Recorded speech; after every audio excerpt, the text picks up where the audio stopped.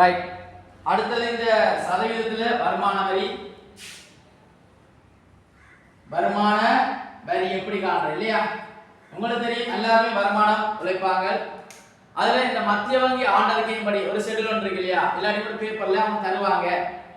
முதல் 5 லட்சம் வரி விலக்கு, அடுத்த 5 லட்சம் 4%, அதுக்கு அடுத்த 5 லட்சம் வட்டி வந்து தருவாங்க. என்ன உதாரணத்துக்கு முதல் 5 லட்சம் ரூபாய் ஆண்டு வருமானம் 5 லட்சம் ரூபாய் அழைக்கிறார்கள், வரி விலக்கு அளிக்கப்பட்டுள்ளது.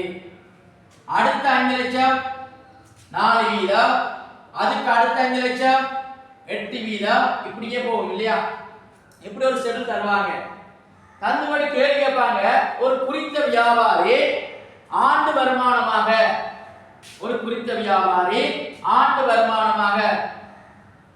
ஆண்டு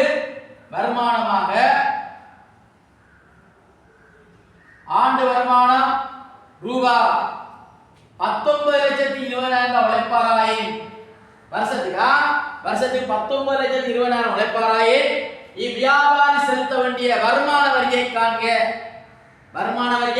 காண்க. அப்ப முதலாவது என்ன செய்வோம்னா 19,20,000 இப்படி எழுதிக்கொள்வோம். ரைட்.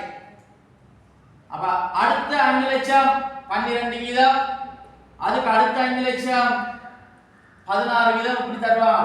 சில 2 வளைஞ்சு பாட்டுவாங்க. சரிதானே?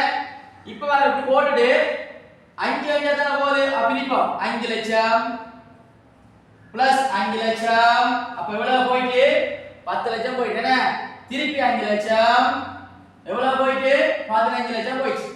எவ்வளவு இருக்கு? 19,20,000 தானே. அடுத்து 5 லட்சமா?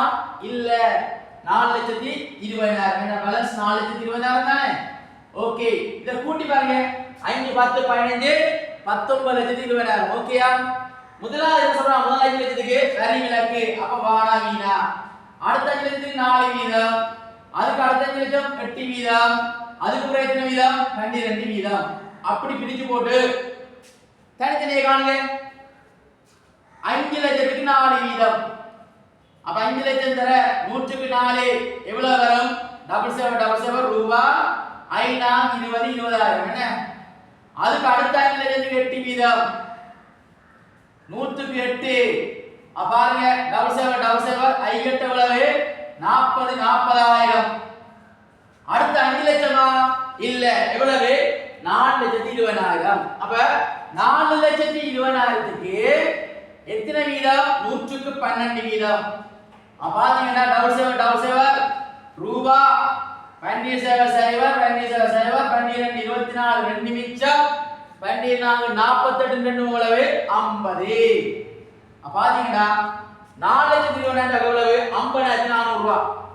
ஆகவே அந்த வியாபாரி செலுத்த வேண்டிய வருமான வரி நோட்டு சமன் இந்த மூன்றையும் கூட்டி விட சரினா 20,000 பிளஸ் 40,000 பிளஸ் 50,400. இப்போ கூட்டி விட்டால் ரூபாய் 20 60 60 50 110,400 ரூபாய். இது 19,20,000 உழைக்கிற ஒரு வியாபாரி வருமான வரி. அவர் ஆண்டு வருமானம் 19,20,000 உழைக்கிறார்.